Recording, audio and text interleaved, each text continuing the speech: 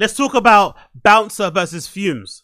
So if you guys don't know, Bouncer and Fumez the engineer, a very popular YouTuber, music engineer, producer guy. He's kind of similar to Plackboy Max in the UK, where he does these studio sessions with rappers and artists, and they make a track together live there. But it's a bit more, I guess it's a bit more edited and curated content-wise, right? But it's a really good series. He's been kind of getting some slack online recently. If I'm not mistaken, there's a lot of chatter on social media about his platform being pay for play, about people maybe getting preferential treatment. I don't know. I forgot what it was, but I remember there was some issues on social with him, or just maybe just in general his personality. I don't know what it is. I don't really watch a lot of his content. I've seen some of it on social. I personally like how it's shot. Maybe the overly screw-faced thing behind the thing is a bit corny, but it's also hard to make music generating content without looking corny. With the whole head nod, you kind of have to do it. If the camera's on, you're not just going to sit there still, you know? You kind of have to animate yourself, whatever it may be. But in general, I love the idea of the show. I think it works really pretty well. And it's done pretty well because I think he's also landed a record contract. Well, for whatever reason, it looks like Bouncer has now decided to kind of like chirp in and comment on his business. And he basically started saying some stuff about Fumez because Fumez is having an ongoing beef at the moment with Young Spray.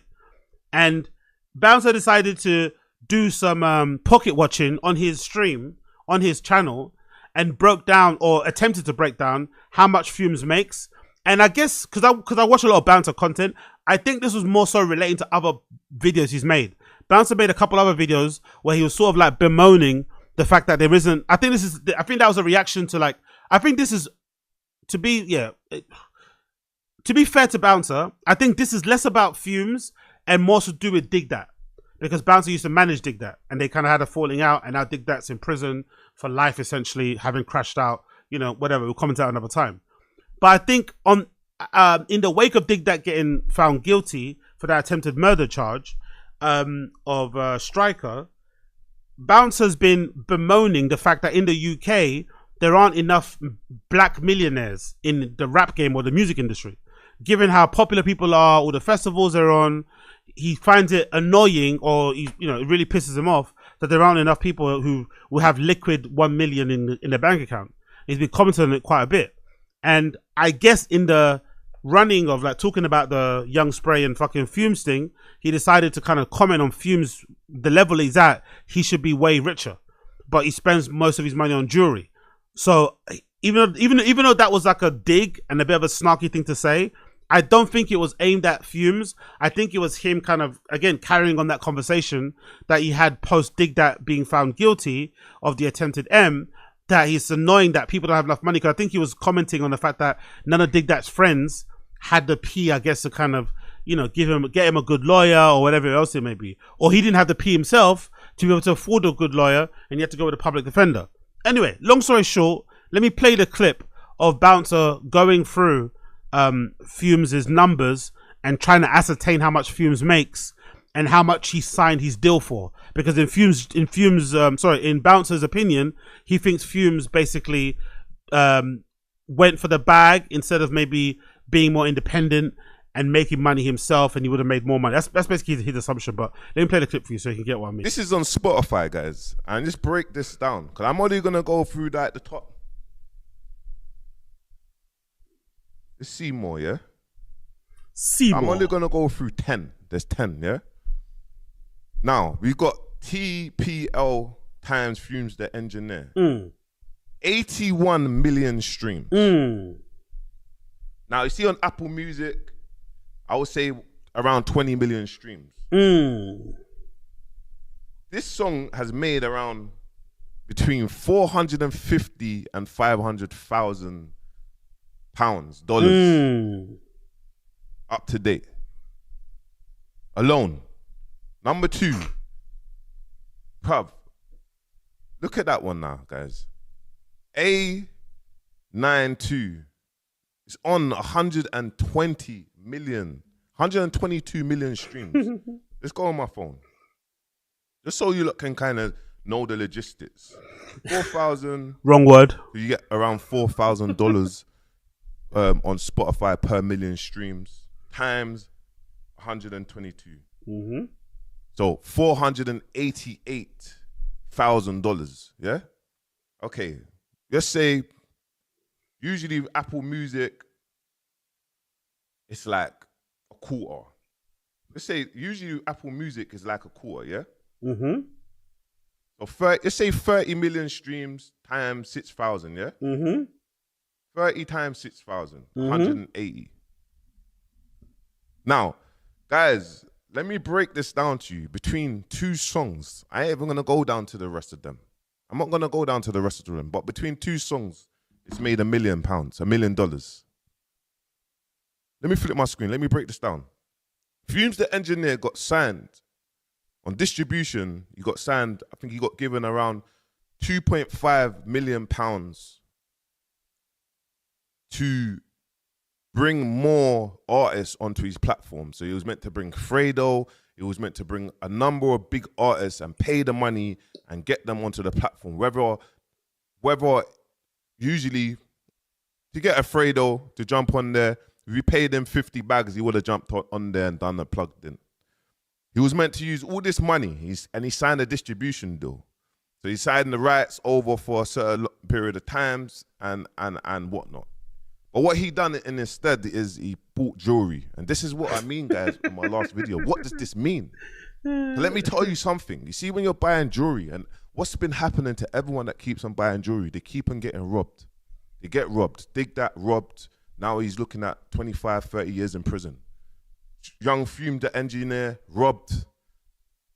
Now he went to go buy more jewelry. And it's just, look, here's my thing, guys, yeah? He does amazing for the scene. Amazing.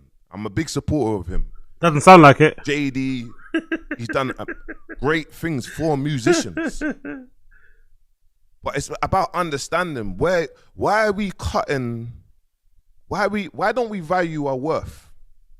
Why don't we value our worth? Why do we go through all the struggles to blow up your first song and then sell it to the labels? You get the point of what he's trying to say, right? I think it's a bit unfair. I think there's a lot of assumptions out there. We don't know what number he signed for, Fumez, when he got the record deal. But I do think this is an unfair criticism I think I've seen with a lot of artists. And I think it's not fair because for the most part, unless you do come from money, most people who are doing music or any type of art are usually struggling. Most people. There are some people who obviously have the advantage of being brought up in a family where there's a lot of money, where they can kind of take chances and, figure stuff out along the way. But most people are having to work dead-end jobs while still having to kind of, juggle their creative dreams. So, with that being said, I think it's entirely understandable when a young artist in the industry, doesn't matter what their age is, finally gets a record deal and signs away their life. Signs away their rights, signs it all away for that advance because they've been struggling for so long. They've been suffering for so long. They've been in pain for so long. They've been hungry for so long. And you can only imagine when you don't have anything or when you have very little and somebody offers you 2.3 million, 2.5 million, somebody offers you 100 grand. I heard another artist say that they signed, with a record label for 100 grand advance, which is fucking wild. But you can understand, if you don't have any money, you've never even had 100 grand in your bank account in the calendar year. Imagine somebody says, yeah, here's a check for 100 grand. It's hard not to accept it when that's always been your dream, always been your goal, was to be a musician, was to be an artist, was to be a producer. So, although I don't believe the figures, I could understand why Fumez would decide, let me go through the label route to get that money up front, to then fund my lifestyle, fund my dreams, and then I can figure out the stuff later on. Because if he waits and tries to do it, because maybe he doesn't have the knowledge. Not everyone has the knowledge or the ability or the time or the wherewithal to want to do the independent thing, which is really difficult. At the moment, Russ, big up Russ, by the way, one of my favorite artists out there and very transparent. He is doing at the moment a promo run, marketing run for his new album that's about to drop. I forgot the name of it, something wild, right? And I saw on social media, he's being very transparent and showing everybody and telling everybody how much he's spending on certain things. Whether it comes to getting vinyl printed, posters, signing things, shows. He's being very transparent to show you the kind of grind that you need to do, the kind of money you need to invest in order to do the independent thing. And the first thing that I realized when I watched Russ's like play by play of him trying to launch his album, market his album whilst being independent, I was like to myself, oh, this is why people get signed. This is what, because when people get signed, what you do is that you just send the music. Probably you don't even upload it. You might just send it to somebody, or they take it from your Lacy drive, and then they press the button. They do all the posting. They do everything else. But when you're independent, you have to do everything yourself. Which I mean, if you're Fumez, you have to sign up to certain platforms. You have to get approved. You have to set up the banking thing. You have to do a lot of things to kind of get yourself in a place where you can kind of set yourself up. But once you sign to a label, or they can kind of sort that for you. So I can understand why that could be the case. Now, the issue here is, again, is the assumption that he spent all his money on jewels. And it's also a negative assumption because it makes it seem like he wasted it. But if you're in hip hop industry and stuff, as nonsensical as it must be to me and you, because we're not involved in the industry, buying all that stuff is a part of the brand, it's a part of your image, it's a part of your business. It's kind of essential. That's why everyone has a chain. That's why everyone has a fancy car. It kind of furthers or adds to the persona. You know, it kind of shows off the lifestyle. It may attract some people to kind of work with you because they can see you're up and you're lit now. So that's all part of the thing that you do. So it wouldn't be that much of an issue if you did get that $2.5 million advance or pound advance and blew it on jury, because he'll make that back anyway. And it also isn't an issue if he got a bad deal, in my personal opinion, because I think nowadays with access to information, if you do sign a bad deal, just run through it. Deliver all the albums you're meant to deliver, recoup as much as recoup everything so you're out of debt with the label, and then decide what you want to do next. I think everybody should probably, especially if you're a struggling artist, maybe try and sign a bad first deal. Obviously try and mitigate the fucking, losses or what it's going to do for you. But signing a bad first deal in order to get an advance so you don't have to work in a bar, you don't have to work in a hotel, you don't have to do anything else, you can just focus on your music, is actually a good thing. And then later on down the line, you can kind of fix it. It's not the most ideal thing, but I get why people do it. Because not everybody has the access to information, and not everybody can put that information to action. And not everybody wants to do that. Some people want to get signed to labels. Some people want to live a life where they can get signed to a label and they can be the artist who just goes into the studio, records, and does what they're doing to do. Anyway, that was the beef, right? Initial beef. Fumez heard that and obviously wasn't happy about that. So Fumez got on social media and said the following. He says, firstly, big up Bouncer, which is not a big up, by the way. It's him being nice, but it's not a big up. He doesn't like him. Firstly, big up Bouncer for trying a new avenue and going into streaming. That aside, bro, you know zero facts, just what's been fed to you by your Dubai friend. Last of all, please, mention the many artists you said had to pay me to go unplugged. Let's hear it since you know.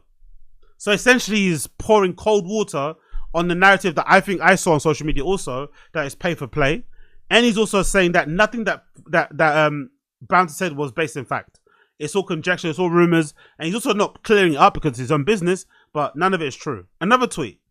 You lot don't understand how much I hate having to clear up nonsense, especially when it's dragged out of thin air to sound cool, but generally feel like people are running wild with this now.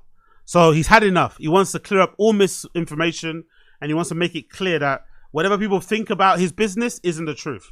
Only he knows his business. Another few tweets from Fumez. Somebody told him, so you still own Plugged In? Just asking as a fan, bro. He says, LOL, of course, bro. 100% ownership. Also own F28. Also own my music label, Relevant. Also own Studio with Fumez. Plus 2 more non-music related businesses. Hand on heart, nothing he said in that video was true. Not even the calculations. Which is brilliant, by the way. That's YouTube. That is content creation. Content creation, like what I do, is sitting in a chair and just yapping, waffling into thin air, into dark space, hoping people hear it and listen to you or watch you with zero evidence, with zero information, zero research or whatever. You just speak because you feel like it. That is content creation. So if Bouncer is chatting shit, it's perfect. I love it. I love it because that's what we all do.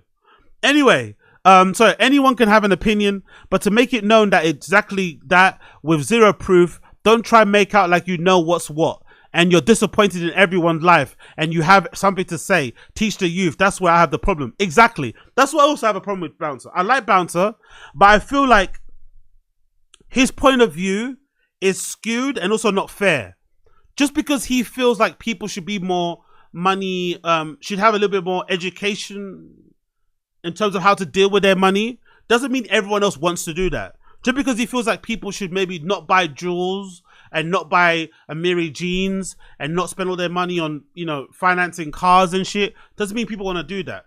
If people decide that they want to use their record label money to ball out and do whatever, that's their prerogative. What I don't like with artists is nowadays is the artists crying when they get into some quote unquote slave deal or 360 and complaining it's all the label's fault. You don't have that ability anymore. There's too much information out there available for you to see, to hear, to access about labels and how negative they can be, and about the potholes and about the things that they can do to you, and about the scams and the contracts and the hustles and the finesses. You can't complain about it anymore. If you sign to a label, you know exactly what you're signing up for. We all have heard the horror stories. We have first-hand accounts from the biggest artists to the unknowns. There is no excuse. So I don't want to hear complaints.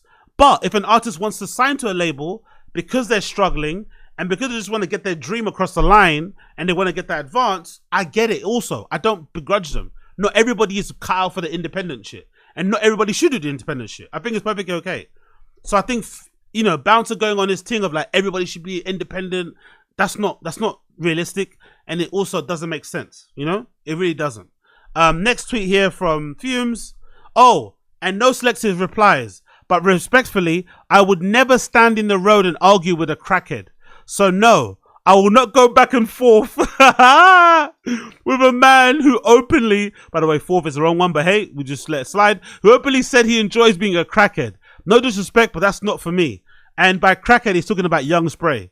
Young Spray's had some bad things to say about Fumez. Essentially, Young Spray's criticism of Fumez is like, he's not from the road, he's never been to prison, so he shouldn't be making like drill music. I think that's basically his retort, which is fucking insane, but hey. Anyway, there's another reply here from Fumez where he kind of speaks a lot more on the issue. And he kind of, you know, voices some of his issues that he has with Bouncer and what he had to say. So let's hear Fumez break down exactly why he's a little bit annoyed with Bouncer's on-air calculations, his idea that he wasted his money all on jewelry, and, you know, just people pocket watching in general. I think this is a pretty decent little clip here. Fumez engineer calls Bouncer a capper. You know, this man done another video. Use man as the thumbnail and more clickbait and these dumb things. You know why man's annoyed? Because bro, you're just chatting shit at this point. You're just chatting shit, like, bro. By the way, just not for nothing, but when I start getting paid, as much as I want to resist it and I want to do Invisalign, I think I might have to go to Colombia or Turkey and get my fucking Hollywood teeth, because Fumez has a real nice row, couple of rows of some fucking pearly whites. You get me? I'm gonna have to go and get my chitlin teeth and get those fucking things clipped in there, because his teeth are gleaming. I beg, man. Still, who were the names of the artists that had to pay me to come on and plug in? But you want to go and do more videos? And then saying, we don't support each other, bro. It's you, bro. You're the part of the biggest problem, bro. You're not supporting no one, bro. Exactly. Sitting there telling man, oh, man sold his company for 2.5 M's. Sold all ownership. No, I didn't, bro. I own plugged in. And you're sitting there and you're turning around and saying, oh, the deal structures, we should be getting 100 bags, £100 million deals. Bro, you're teaching the youths the wrong thing. Exactly. You're teaching them the right thing. Bro, the least money. That's a good point, actually, because think about it. If Central C got 20 million, how's Fumez getting 100? Like, music in the UK anyway, even in terms of streaming, I don't think you're going to get a streamer that's going to ever make as much as some of those streamers in the US made when they signed to Kick. We're just different, innit? It's just what works different. What you should be doing is trying to get some capital, some money for something, or some money for as little ownership as possible, and then use that money that you get to sort of run different plays or run different businesses, and then recoup, give that back, and then go again, you know? You kind of using the label as a bank to kind of get a loan, you know, that you probably wouldn't be able to get from a bank, you know? That might be the best way to go about it. But this idea that Fumez could have got 100 mil, maybe himself, if he had the infrastructure and the knowledge, it still requires a lot. You don't just get 100 mil just sitting there collecting AdSense. That's 100 mil where you have to kind of invest in infrastructure, personnel, blah, blah, blah, blah. And there's no guarantee that you get that anyway. So this Bouncer idea is a bit, you know, but I also think, to be fair to Bouncer, this is not just aimed at Fumez. It's also aimed at his frustration with what happened with Dig That, his inability to kind of support himself or get the right representation, and just, you know, the landscape of the UK music industry and not everybody being really, really rich as much as they probably can. That's kind of his issue that he has. You can take from a deal means you recoup faster, means you're more viable as an artist or producer, 2 labels, 2 sign. Like, you know what, my man recoups. My man's got deals and he can and then you start getting your percentage, and then your percentage turnaround is wrong as well. Sign for £1 million and have to recoup 5 M's, bro. What kind of logic are you talking about, bro? Stop teaching the youth stupid stuff. I don't know what was happening when you was managing artists and what deals you got then. The man's got proper lawyers, bro. Man, deal I've never had to recoup 5 times my fucking. What kind of nonsense, bro? Like, this is what I'm saying. Like, stop talking, please, bro. Like, it's annoying because you don't know what you're talking about. You're just trying to sound smart, bro. It's stupid. I know man shouldn't say it. I know man will tell me Fumez, you shouldn't reply. It's so funny because bless Bouncer, his heart's in the right place. Bouncer's heart is in the right place. He is trying to spit game, and I do like the fact that he's very open with stuff, and it seems like he's the type of person you can approach on the street and have a little bit of a powwow with, you know. He doesn't seem like, because a lot of UK people in the industry, especially the music industry, are very uppity. They're on a bit of a high horse. They kind of look down on people.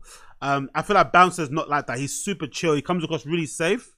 But in this regard, I would side more with Fumez, because I think some of the stuff that Bouncer was saying, it didn't come across like a, you know, it came across like frustration. It came across, I wouldn't say even, maybe a little bit of bitterness, but it just wasn't based on any kind of facts. And if you're getting your information from somebody else that might know him and you're speaking as if it's a fact, it's like, you can't really say that, can you?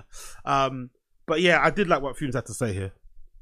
Oh, man, just teaching the youth the wrong thing, and that's where man has the biggest issue here. Like, you're spreading rumors, and it's rumors. Nothing's factual, bro. Like, nothing's factual. Even the calculations you done wasn't factual, bro, because at the time it wasn't that price for streams. Like, so you're wrong there as well. Like, every piece of information you said was wrong, bro, and you've gone and done another video trying to be smart, and you're telling people about all these investments and rare, but bro, you was managing these people. So what did you do with your money, bro? Because you was trading a second ago. So why aren't you trading no more, bro? Like, stop worrying about everyone else, bro. It's becoming weird. Like, it's weird, bro. I hear it, clickbait. Like, you're interested in other people's life, but bro, I beg you, stop mentioning my name, bro. It's not even like, oh, I hate man, I got beef with man. It's nothing like that, bro. I just think it's weird, bro, because you're talking on stuff you don't know. You're not even asking. Like, this is where it gets, industry. Because I DM'd you, bro. You've ignored the DM and fuck it. You've turned around and you've turned around to your brethren that I know and told him you've seen the DM, but you don't want to open it in case it's verbal and that. I'm not sending man verbal, by the way. I just said to you, bro, why didn't you phone me first and proof check all the information you're putting out? But instead you just keep chatting nonsense. But then you've gone online and done more chatting, like we don't have each other's number, bro. That's weird. That's what I'm saying. The music industry is weird, and they want you to think they're the cool people that are not industry. That is the industry. They do weird stuff. They have phone numbers and they go online and do stupid shit instead and lie for clicks. And they don't know what they're talking about. It's not being proof checked. He's right. Unfortunately, he's right. And again, probably both sides have a little bit of right in what they're saying. But it's just unfortunate how it's all played out. But I'm not going to lie. I'm going to side more with Fumez on this thing. I'm going to side more with Fumez because I think Bouncer's, outburst was mostly him just talking, you know? What we all do on YouTube, just talking for the sake of talking. But he was trying to come across like he had, a lot more information, a lot more facts than he did. But I think the message still remains. The message still should be to artists, if you can get away with financing stuff for yourself and not signing basically, I guess the message should be for artists, try and resist the urge to sign as long as possible.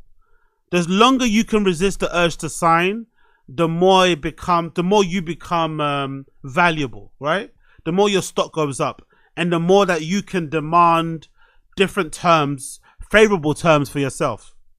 But if you go into a negotiation needing these people, desperate for these people, you're going to get shitty terms and you're going to have to settle for whatever they're giving you. So it's probably beneficial to hold out for as long as you can. But I also understand people that don't. Because when you're an artist and you're having to work a regular job, there's nothing more soul destroying. There's nothing more soul destroying than chasing your dreams as an artist and then having to try and grind at this regular job thing that you fucking detest. There's nothing worse. So when somebody comes along and gives you an out, I understand why people want to take it. I get it. I totally fucking get it. So big up Fumez, big up Bouncer. Hopefully they all settle it. I don't think Fumez and Young Spray will settle anything, but hopefully this is not a big issue and they can kind of let bygones be bygones and, you know, do what they need to do. But we need both of them in the scene. You get me? We need both of them in the scene. We need both of them in the scene. Continuing on.